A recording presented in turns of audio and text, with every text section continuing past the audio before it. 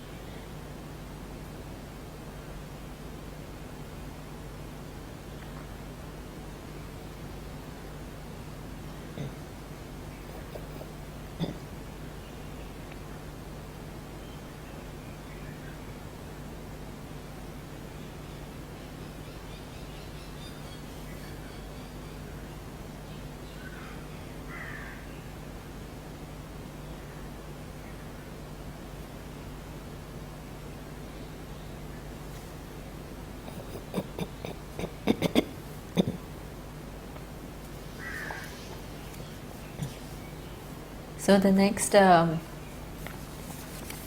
question is Pranamayaha Kaha. Now we are looking at the last set of who you are not, and that is started by 5 kosha. The kosha does not mean the actual cover. Nothing can cover Atma because nothing enjoys the same order of reality as Atma. But they cover Atma as though because we commit a mistake. So these are the locus of error. We put our eye in these and therefore we miss the recognition of Atma. So therefore they as though cover Atma. This is how it has to be taken. The first one we saw was Annamaya. Annamaya is modification of food, so the physical body. So what we have to understand is that this body has come about from 5 elements and then it is sustained by food. Now food is also actually dependent upon these 5 elements because the food grows on earth. It requires water for it to grow. Okay? It requires that whole the plants do this whole process of what we call through photosynthesis. They absorb the energy from the sun. They also give out carbon. They absorb carbon dioxide and give out oxygen, so they clean the air. So the function of the food itself is somehow related to the 5 elements. Okay? So therefore everything is nothing but an interplay of 5 elements, and then one thing needs the other. That is the physical body is nothing but modification of food because it is born of food which is eaten by the parents. It is sustained by food. From the time of the birth, the person has to eat food in order to survive, and then it goes back to the earth when the physical body is declared dead. So therefore it is made up of Annamaya. It is a modification of food, and that is not what I am. The second level of error is what we call Pranamaya. This is where we commit a mistake. So the question is asked, Pranamayaha Kaha? And it says, Pranadhyaha Panchavayavaha Vagadi Indriya Panchakam Pranamayaha Koshaha. Okay. So here he says that the 5 modification of prana, the physiological function. What are those physiological functions?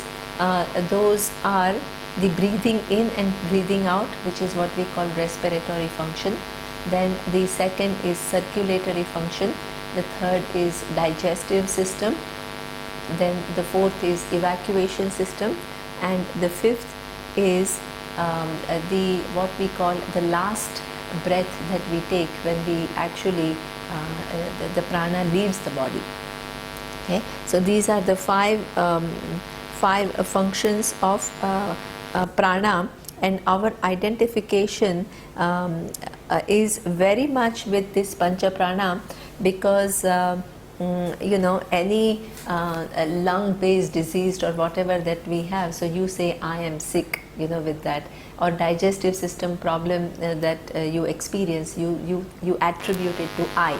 Okay, I have a problem, and a circulatory system in each of this, and the very fact that there is going to be a last prana, the last breathing that is going to take place, and therefore there is the fear of mortality too.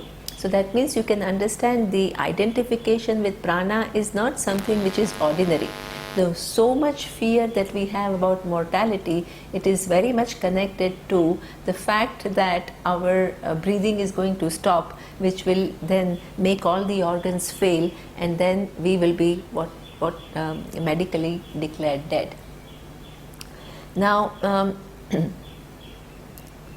the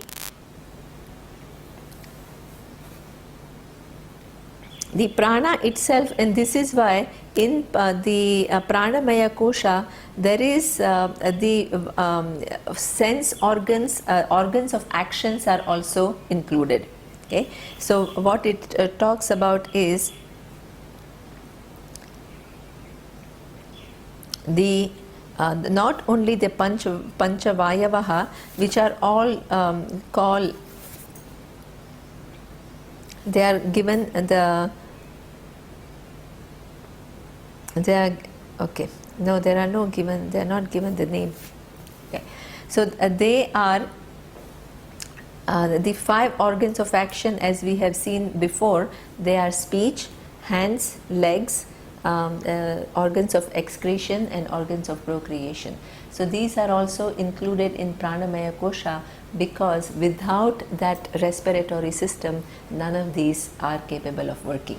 So therefore pranamaya includes, in fact it should include everything, organs of sense organs also, because even sense organs cannot operate without the presence of the prana. So prana is something which is necessary, and this is why some people say that how if you take the Indian model, then the life of a person is kind of a predetermined.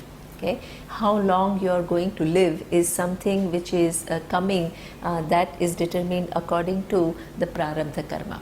Prarabdha karma is the number of karma which is in your account, which are going to be exhausted in this particular life in form of presenting different situations, connecting you to different people. So this is what, and it all has to be exhausted before the prana leaves the body. Okay. The other way the lifetime is determined is number of breaths that you are given. How long will it take for all these prarabdha karma to exhaust themselves? It is not counted in terms of time. It is counted in terms of how much breathing, how many times. So there, I think there could be like millions. So the minute you take one breath and you breathe out, there is a countdown which has started. So that means that is one less, one less, one less. So what is interesting is that sometimes people who are aware of this particular thing, they will say that when even the astrologers, okay, when they look at the chart of a person and they see that the life is coming to an end, so he says that the prana is leaving. Okay, this is how they define. It is like the life is coming to an end because the number of prana remaining is a little bit less. So prana is the identification with prana, one cannot just underestimate, because it is a very, very a source of course, a lot of pleasure and pain, because you while you are alive you get a lot of pleasure, and also there is a lot of pain, because any time the whole, either your circulatory system or digestive system or your respiratory system can go wrong, and then you suffer, and the identification is I am suffering and I am going to die one day. So this is what we call the pranamaya kosha, and without pranamaya these organs of actions don't work, so they are included in pranamaya. Okay. The next level of identification is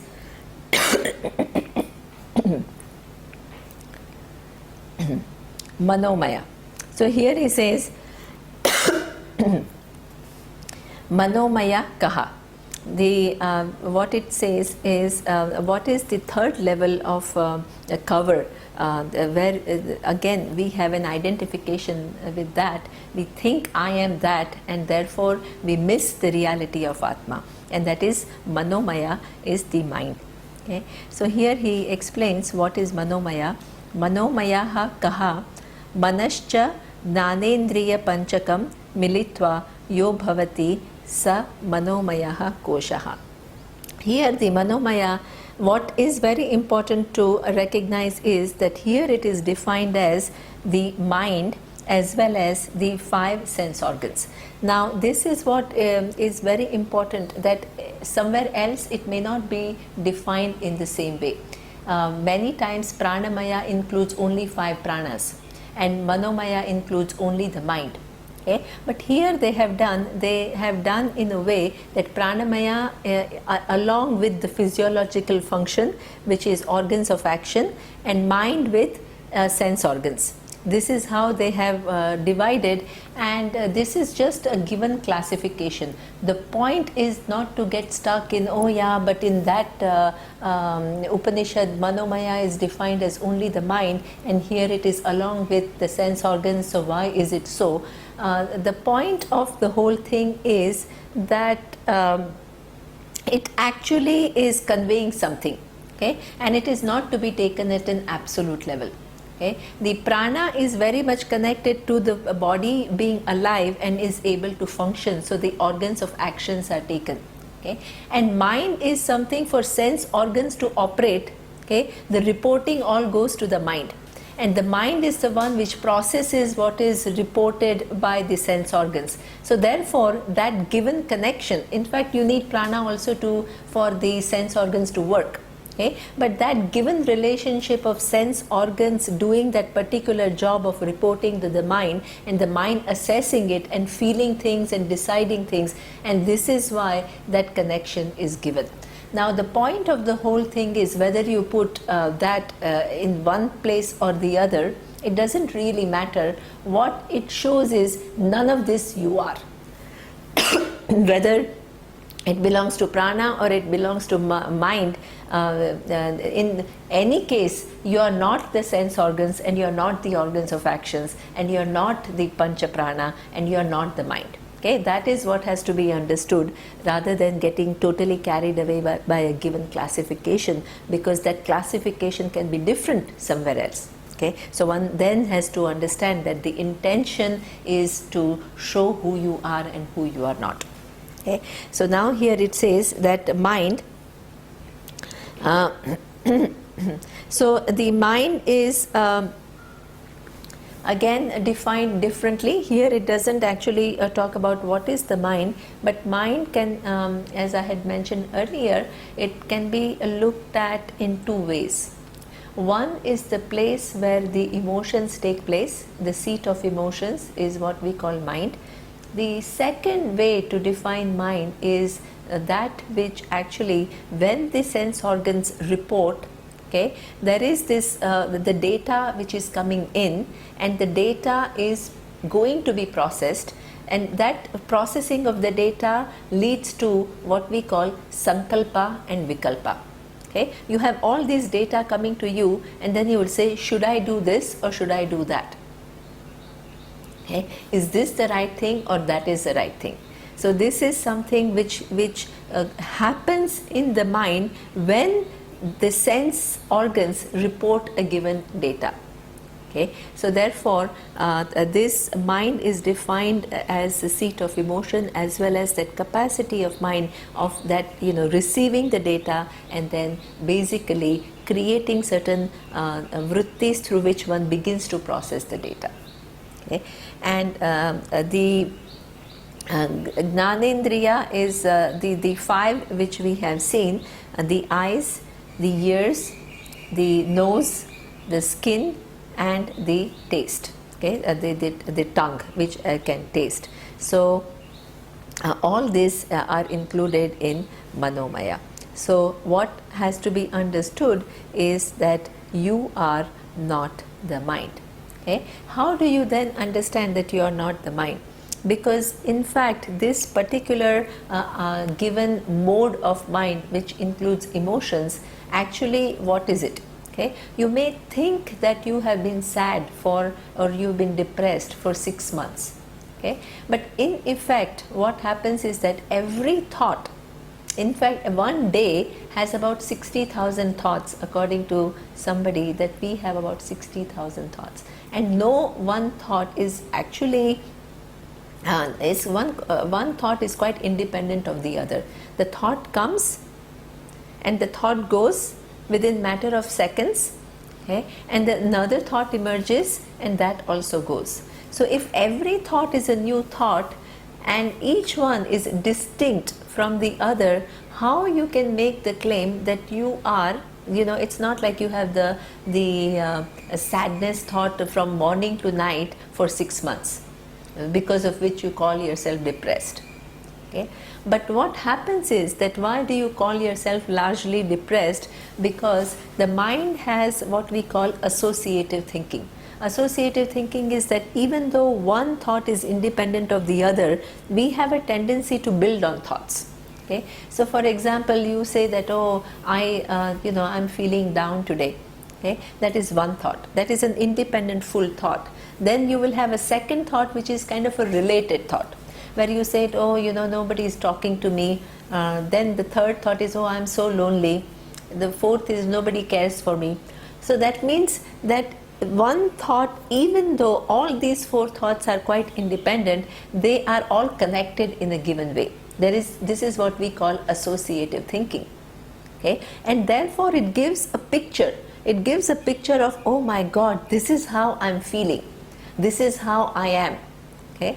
And that is something which gives some kind of a continuity, and I'm totally identified with actually series of thoughts. And I not only series of thoughts, but I qualify myself in terms of, in fact, out of the 60,000 thoughts, let's say if you have had 10,000 thoughts which are related to some sadness, you totally disregard all the other 50,000 and you identify with those 10,000 and you call yourself depressed. Okay? So this is how we do this selective putting together of things, and then we not only do that, but we label ourselves in relationship to that putting together of a thing. So what is the relationship between a thought and I? The thought comes in my presence. The thought is sustained. I am very much there to know the kind of thought that I am having, and when the thought resolves, I am very much there to know the absence of a given thought. So that means I am invariable in the presence and absence of many different kinds of thoughts that pass my mind.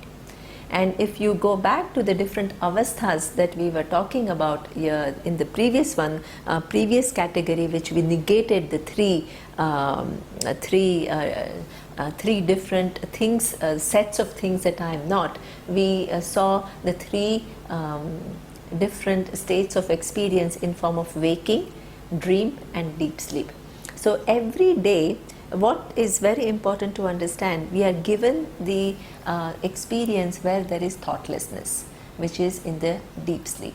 Okay? So if I was as good as the thought, when there is thoughtlessness, I would cease to exist. But that is not so. Even though there is thoughtlessness in the deep sleep, I very much am present. So that shows that I am not any thought. Some people think that I am then the silence. Okay? So what Vedanta says is you are neither silence, because silence goes away in the wake of thought. So that means that if you are silence, then when the thought comes, you go away. That is not the case at all. You are very much present when each thought is there. Okay? You are very much present when in between two thoughts there is silence. You are the invariable presence which is in and through the thoughts and the silence. Okay? So this is what the nature of mind one has to understand, that the identification with mind is so strong that whatever happens in the mind, whatever kind of thoughts are going on, I think I am as good as that. But the basic relationship between the mind and I is that mind is an object of my awareness, whereas I am the awareness, okay, which is able to objectify every thought that happens in the mind. Okay. So what we have to see is that it's a cover. The mind is a cover because it actually, I think that I'm as good as the mind, and it keeps the real nature of mind away from me. The next kosha is what he says, that the next locus of error is Vijnanamaya. So he asked the question, Vijnanamayaha kaha? The answer is Buddhir Gnanendriya Panchakam Militva Ya Bhavati Sa Vijnanamayaha Koshaha. So here again, just as the mind requires the reporting of the sense organs, the buddhi is again defined in two different ways. One is that cognitive capacity. Mind was defined as that where you, the function where you recognize the emotions and you emote yourself. The cognitive capacity refers to one's ability to understand, one's ability to capture a few conceptual ideas. Okay, so for example, from simple learning of 2 plus 2 is equal to 4 is something which is what we call cognitive intellect. You understand things. Your emotions have got nothing to do with that. It is just something that you understand.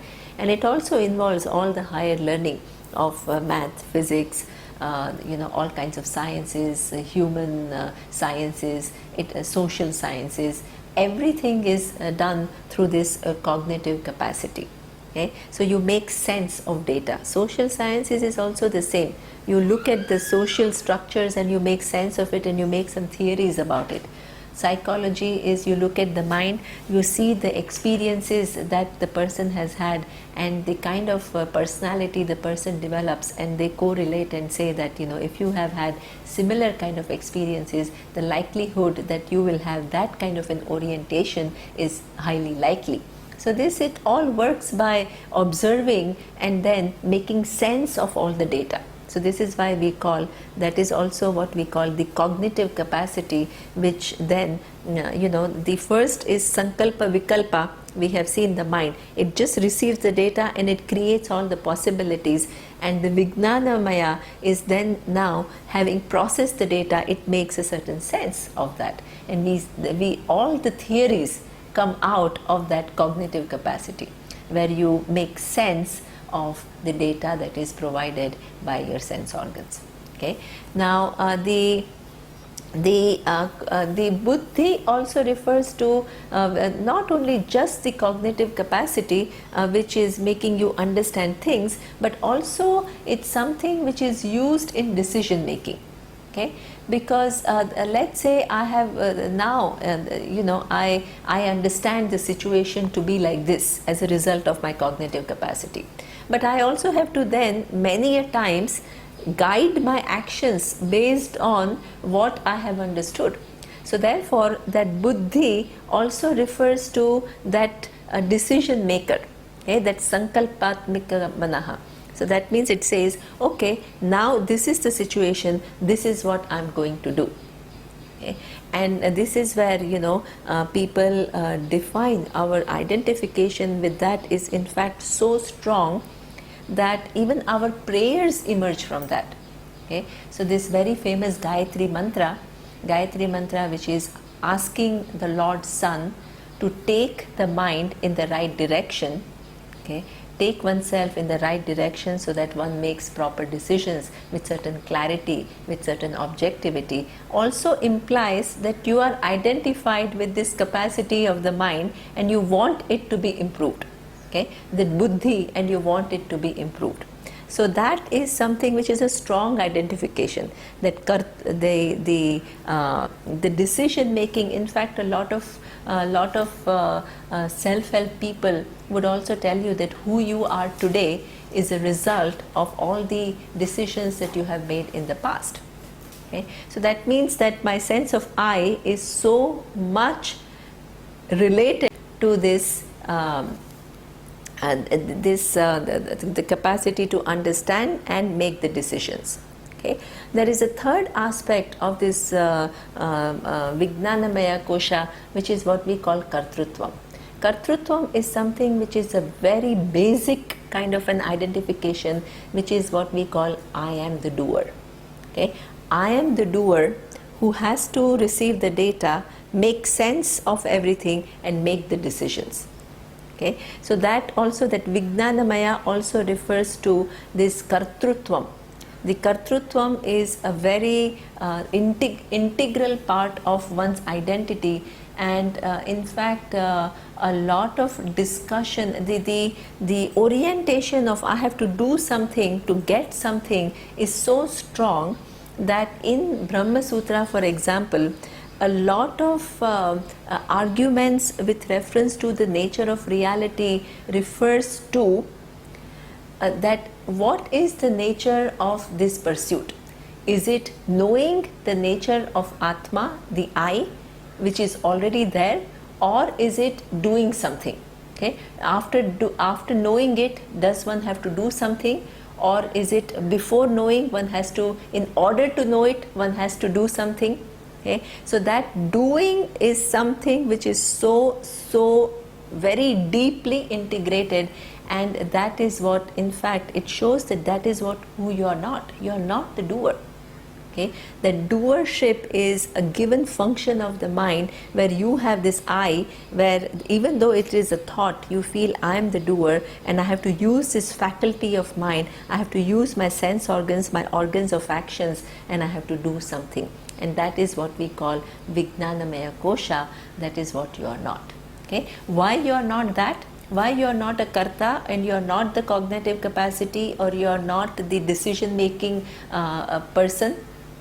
Because if you go back to all these different functions, they are also nothing but different types of thoughts. Okay, when I understand 2 plus 2 is equal to 4, what happens? There is a thought which arises in my mind. You know, when the teacher writes on a blackboard, the blackboard doesn't enter, the ink, the chalk doesn't enter. Nowadays there is no blackboard and there is no chalk. Now it's all computers, right? So, but even the computer doesn't enter. What happens is that you capture that through your eyes. The reporting is done in the mind, and the mind creates a certain mental image through a form. Okay, it creates a mental image 2 plus 2 is equal to 4, and it understands that. So what you actually understand is the thought which occurs in your mind, and if this thought is in keeping with what is intended to be conveyed by the teacher, provided the teacher knows what the subject matter is, right, then this is what we call knowledge. Okay. So therefore, and that thought 2 plus 2 is equal to 4, once understood, is not going to stick with you. It's gone. The thought is gone. The understanding may remain, but you don't have to have this active repetition of 2 plus 2 is equal to 4, 2 plus 2. Otherwise you cannot learn anything else. So that the very fact that we can learn so many different things means that having the thought occurred which is in keeping with what is intended to be conveyed by somebody who knows what the reality is, okay, then that thought has done the job of making you understand, and then that thought leaves. Okay, so therefore that given capacity is also something which is a result of thought, which is transitory in nature, which comes and which goes, and you are the one who knows the presence of that given thought and who also knows the going away of that given thought. Therefore you are distinct from this Vijnanamaya. Okay. Similarly, a decision maker, it's one time decision maker. In the life we have made hundreds of decisions, right? It's not that every decision sticks to me. It's one thought, okay, I'm going to do this, and then it's done, and then you act based on that, and there are so many other thoughts. So each thought is transitory in nature. Even the decision making thought is transitory in nature. Okay? And the so-called sense of karta, it seems like a continuous thing. Okay, even though what I know can vary over a period of time, as to, as a child I learned so many different subject matters, then I decided to concentrate on humanities, and then I study literature. So what then I study English literature, then I decide to study Sanskrit literature. So what I learn changes over a period of time. Okay, but at the same time that I am the one who is the intellectual person who is making the decision to pursue a given knowledge and learning that given thing, that personality, that the doer who is making all these decisions, okay, and knowing different things and conducting one's life, is something which seems to be a continuous thing. Okay? But that doer itself is something which is in form of a thought. And this is where our different avasthas are very important. Okay? The different states of experience, for example, in deep sleep, this doer totally resolves. So even though it may seem that this doer is something which is continuous, it seems like that in a waking state, who's doing different things, itself is something which is resolving. Okay? And the doer that is there in waking is totally different from the doer that you may find yourself in the dream state. So there is no such thing. The idea is that doer is also nothing but a subtle thought. Okay? That sense of doership. And that resolves both both in dream as well as in deep sleep, and therefore you are not that. So you are not Vijnanamaya either. Okay. Now the final what you are not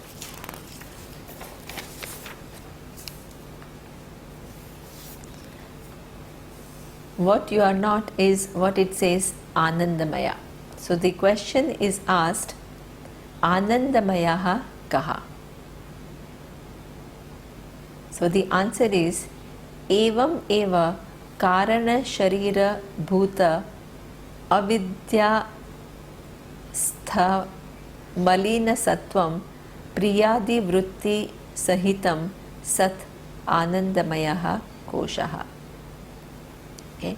So that is something that Anandamaya kosha is defined as one basic identification that I have, which is almost as basic as the sense of doership, is the sense of enjoyership.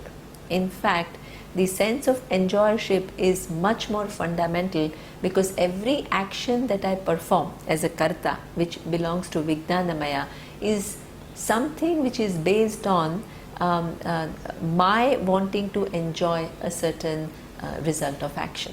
Okay? My values that I have, what gives me pleasure, is what defines how my life is going to be. Okay? There are many people who they live a life which is basically instinct based. So they just have a good food, good the sense pleasures, something, go for a movie, have good food, have a good few human relationships, and then that is the end of life. That means your values, what you consider as the source of enjoyment, is confined to that. There are some other people who find the source of enjoyment in higher learning, in getting to know things. So you will find them moving away, of course taking care of these basic needs, but doing something much more than that in life. They will go and study, enroll in higher studies, will think about things, make sense of things, make a contribution. So this is what we call the bhokta is the one, how I define myself and what gives me pleasure. Okay. One thing people say that, but there are people in spirituality, unfortunately the message is given that you should not really think about your pleasures very much, that bhokta has to be kind of checked. We are not saying that, because in fact that you have to become selfless. This is what is propagated in the name of spirituality. This is where the Vedas disagree. It says that, it makes a very bold statement. It makes a bold statement saying that Atmanastu Kamaya Sarvam Priyam Bhavati. Okay? There is no such thing called the selflessness. The Bhokta, the enjoyer you, is the very basic person. You cannot give it up. Anandamaya. Anandamaya is that Bhokta. Okay? So if the Bhokta is the central, anything that you like in this world is because it makes you pleased. Okay? So, but does that mean that people are all only going after pleasures? Not necessarily. That means the maturity of person depends upon what pleases the person. If just satisfying the senses pleases the person is just living like majority of humanity with some basic utilization of one's capacities. Okay? But if one goes further and says that knowing things gives me a pleasure, then one becomes a highly evolved person.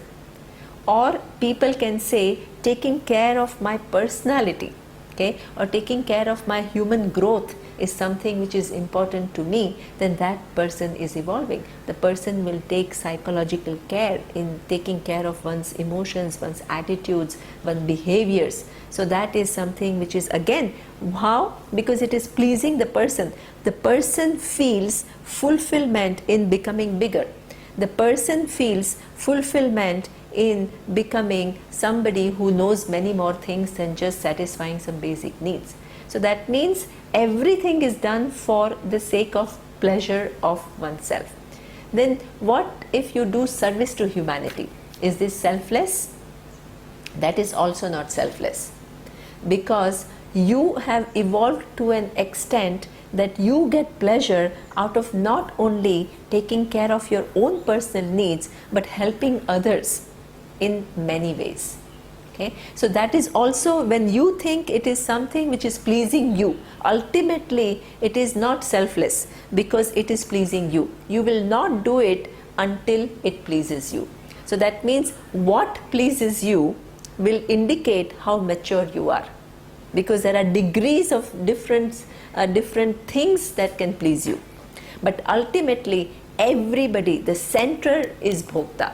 Everybody, nobody can claim that I am just here and I am selflessly doing service or anything like that. Everybody is interested that Bhokta is the center person, that is Anandamaya, and it is committed to one's pleasure. Okay? And one's pleasure, the source of one's pleasure can be very many different things, and that what is your source of identified source of pleasure indicates how mature you are. Okay? Your source of pleasure could be then knowing the final reality, in which case you are a mumukshu. Okay? But Bhokta is something which is central, and what it gets generally by engaging in the world, what it says is that you get three different kinds of vritti, priyadi vritti sahitam. Any pleasure that you get in this world, there is no such thing called one happiness. Okay? The happiness that we experience through the life have different degrees. So this different degrees is mentioned here.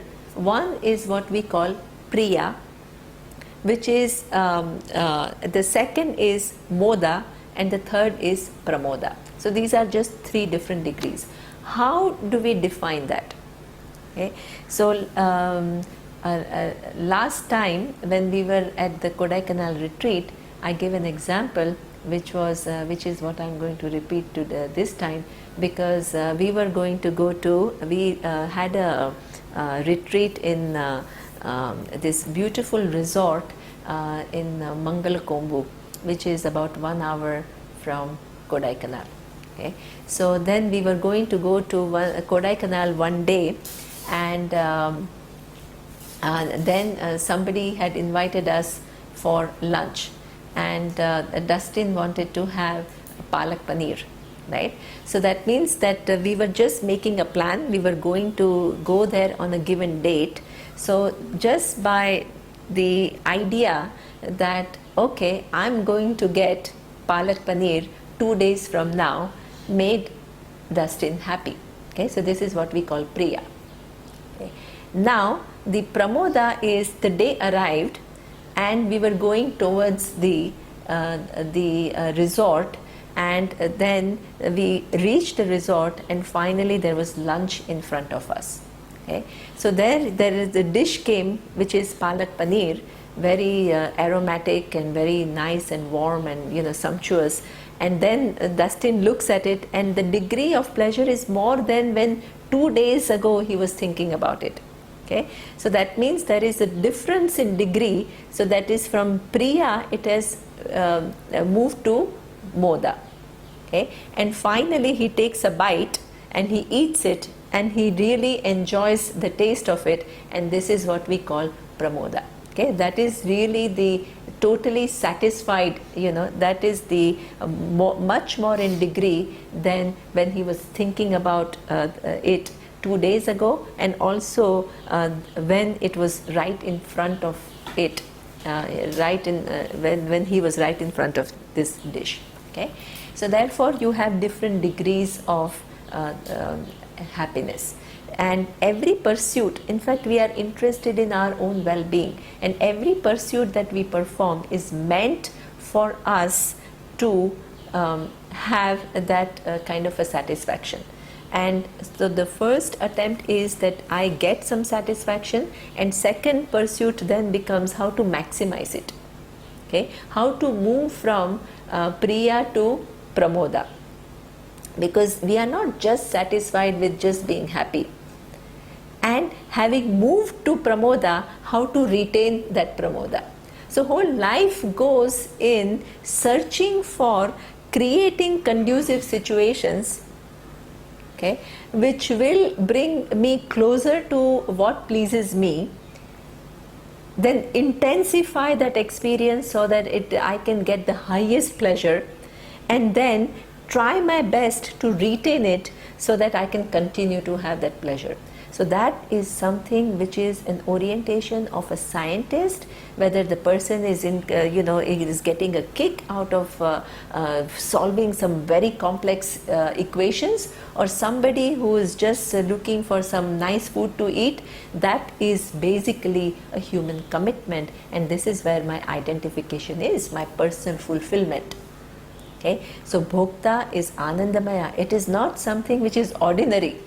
Okay, my sense of I is very much connected to this sense of the enjoyer me, who wants to experience different things in the world and maximize the pleasure that I can get from it. Okay, so that is how it says that priyadi vritti sahitam, then avidyas karanana sharira bhutam.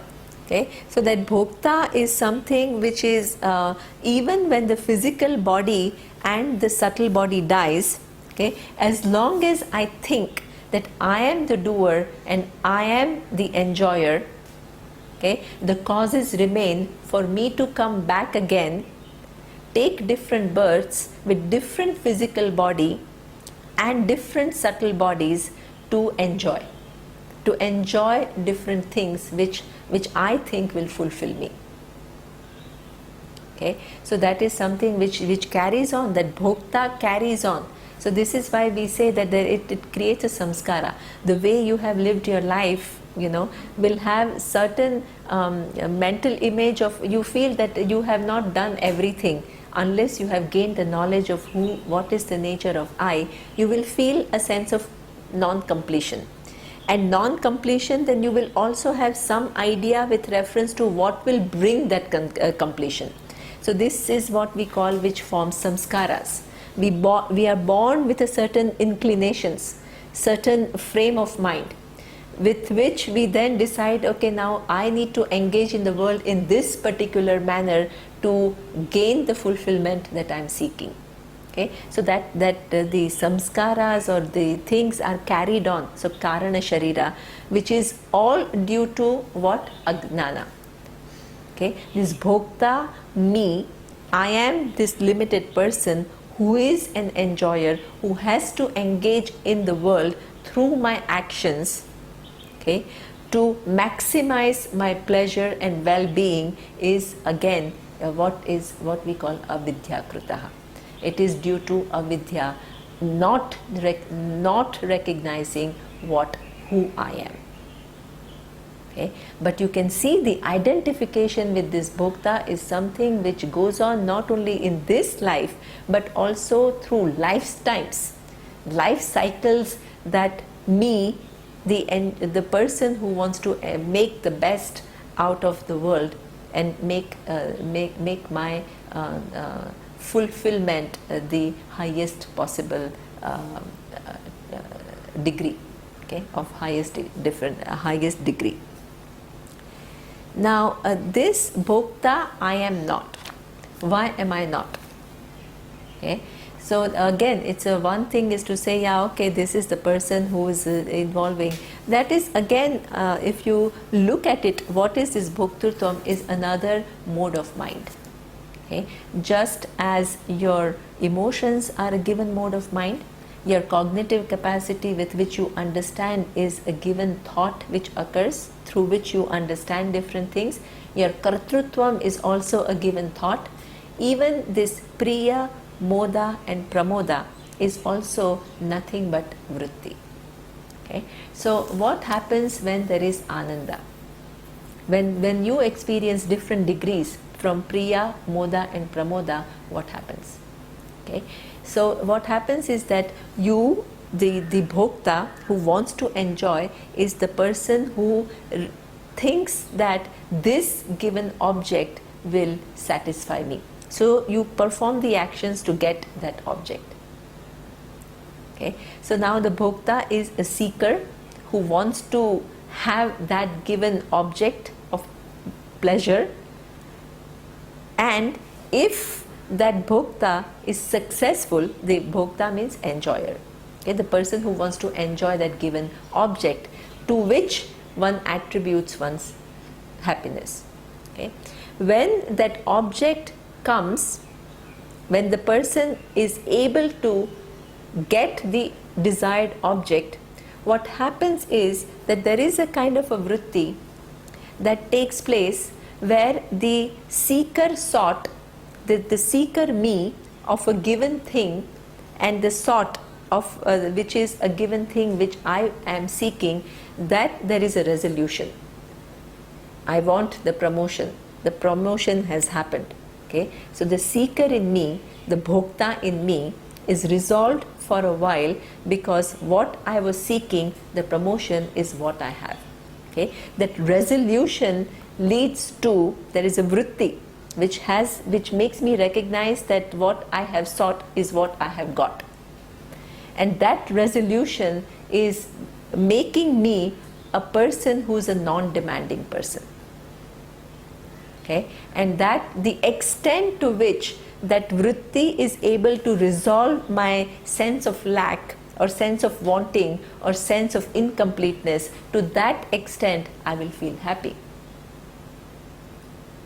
Okay? So therefore the bhokta is also very much somebody which is just an entity, it's in form of a thought. Okay.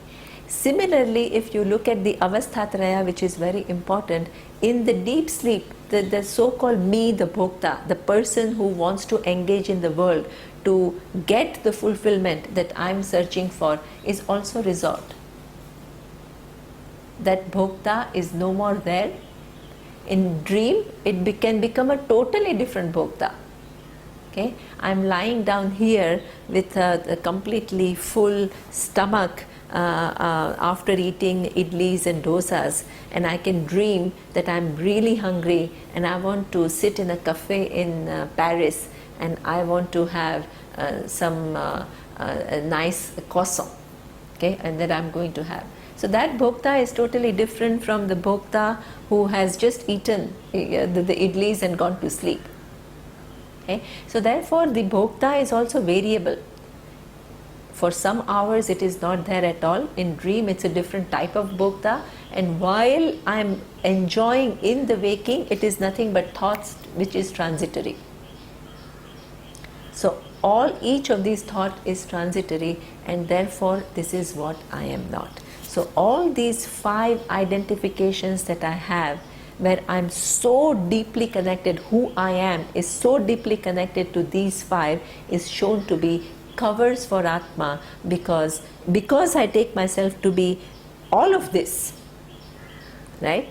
Then I miss the reality of Atma.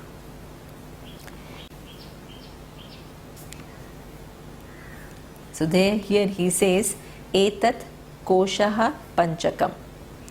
So he explains why are they kosha now. It says, Madiyam Shariram, Madiyaha Pranaha, Madiyam Manascha, Madiyaha Buddhi, Madiyam Gnanam iti Svena eva Gnayate Tat Yatha Madayitvena Gnatam Kataka Kundala Gruhadikam Swasmat Bhinnam Tatha Panchakoshadikam Madayitvena Gnatam Atma na bhavati. He gives a very basic logic of why you are not any of these 5 koshas. Okay, we'll just use the word kosha here because we've explained that it is not really a kosha. So here he says that why are they not? Because again he uses one simple logic. The logic he uses is what we call the distinction between subject and object, okay, which is what we call drik and drishya. The subject is something which observes a given thing. What the subject observes is something which is varying in nature, okay, and the subject is the invariable presence which observes all these different things which come and go. So this is where he says that if I am able to get to know different conditions of my body, Madiyam Shariram, okay, the body undergoes so many changes. I'm sick now, I'm recovered the next day, okay, or I'm having ache and the ache goes, or I see myself grow. All these different conditions of the physical body are known to me. They are object of my awareness. So I am basically distinct from what I objectify. Okay? So therefore I am not the Annamaya is what we call physical body. Okay? So then it says Madiyaha Pranaha. I am not the Pranamaya, okay, modification of prana, because how? I know it as Madiyaha Pranaha. Okay, you can say, oh, my lungs are not working well. When you're born, most of the time your lungs are working well. Over a period of time, you may catch some disease and you come to know that, oh, my lungs are not working well. That is something which is known to you. You take some medicines and you get well. That is also known to you. Okay, your digestive system, how is it working? Sometimes you have an upset stomach. You know that. And it goes away, and you know that too. Your circulatory system, okay, each of these functions of prana are known to you, and they are varied and they keep on changing. If you were one, you cannot be the other. The very fact that they all come and go, okay, but you observe their coming and going shows that you are distinct from it. Okay. So therefore he says Madiyaha Pranaha, Madiyam Manascha. Even the mind and its many different conditions, whether it is the emotions of happiness, emotions of kindness, emotions of care, emotions of extending your help, whatever emotions that you have are just something which are just kind of flowing. No emotion sticks to you at any given point in time. Or even the so-called negative emotion, I don't want to use the word negative, because there is no such thing called positive and negative. The mind is nothing but range of emotions, but things which are not desired by us, which is what we call the sadness or anger or fear. These are things which are coming and going, and that is I come to know it's coming and going, and this is what I am not. Now here I want to make a note, because one thing is when people study Vedanta, there is a problem in a kind of a dissociation. Okay, dissociation, which means that people say that, oh, these are just emotions, right? That my fear is just now. Before I thought I have fear, I am sad, I am angry. Now I understand that I am the subject who experiences all these different emotions, and emotions are nothing but thoughts which come and go. Okay. If that happens, sometimes people have a tendency to just kind of take it lightly and say that, okay, this is not what I am, so let it go. But the Vedanta wisdom comes where, you know, the adhikaritvam we have seen so far. You need a particular type of mind to be able to really understand Vedanta. So you cannot afford to say that let whatever happens in my mind, let it be, because it is not I. Because if you were really to understand the nature of I as it is meant to be understood, you need to have a certain preparation. And the preparation means that you have to embellish your mind with certain values. Because if those values do not exist, there will not be, it would not be possible for you to understand this knowledge. You will end up distorting, receiving what Vedanta says, but distorting it in your mind, and you will not capture it as it is meant to be captured. Okay, so therefore at some point, yes, you have to understand that all these emotions are not I, but you also have to take care to deal with them so that you get certain mastery over these emotions, so that they don't bother you anymore, and you learn how to manage them properly. So your sadness, your fears, your anger, it all needs to be looked into and processed, because that is part of having the right preparation for this knowledge. Okay, but on the other hand, the other extreme is people identify so much with so-called perfect mind, okay, and the understanding. So that also, that the minute that I understand the reality, I will have a mind which is never going to be sad, which is never going to have any fears, which is never going to be angry. So that also is another projection. So we go from one extreme to the other. First we go with the identification as I, then we go to I am none of these emotions, and therefore I need not bother about it.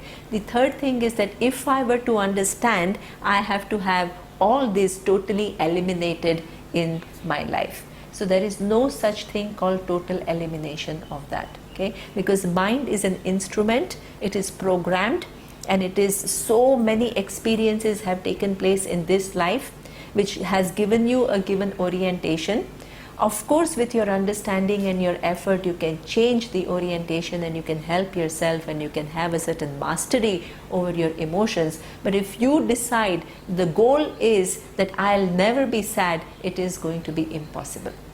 And if you equate that state of mind of not being sad to the knowledge, then that also is an error.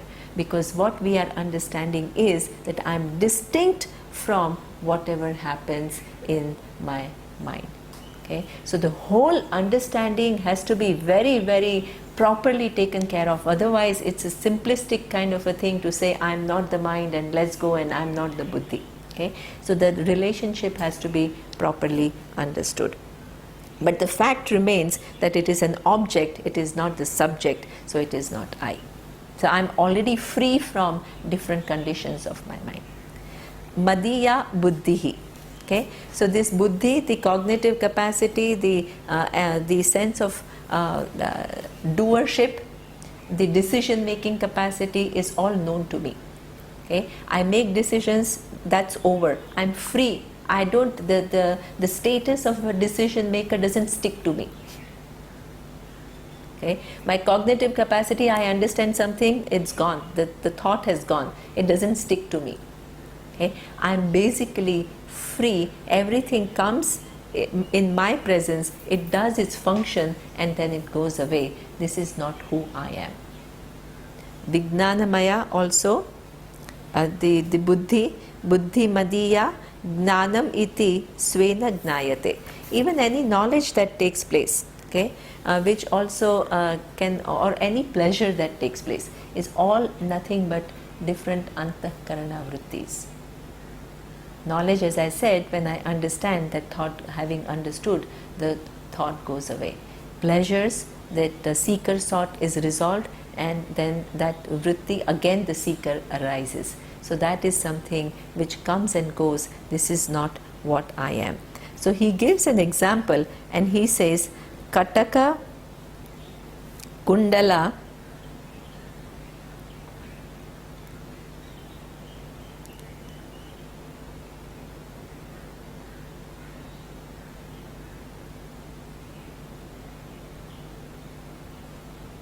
okay, the Katala Kundaladivat, okay, Kundala Gruhadikam.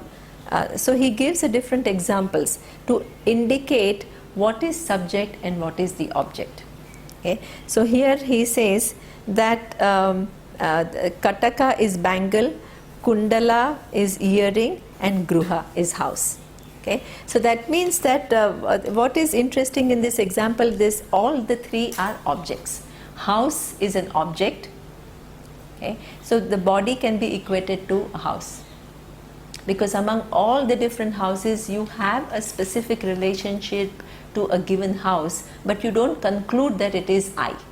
Similarly, among all the different bodies, you have a given relationship, but particular relationship with one body, but then the conclusion that I am the body is something which is erroneous.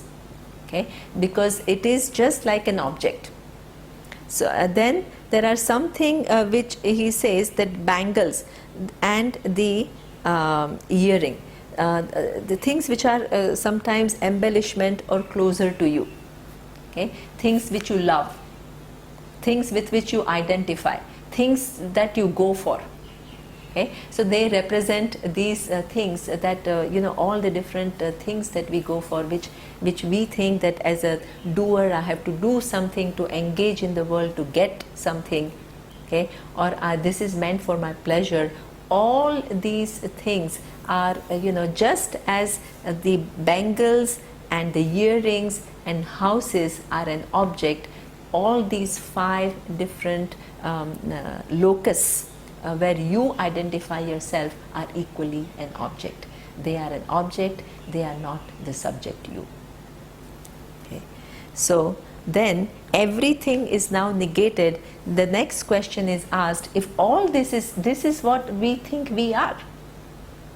Okay. Either the Sukshma, Sthula or Karana Sharira, the physical body, the subtle body or the causal body, or the person who is a waker, okay, or the person who experiences the 3 different, the waking, the dream and the deep sleep.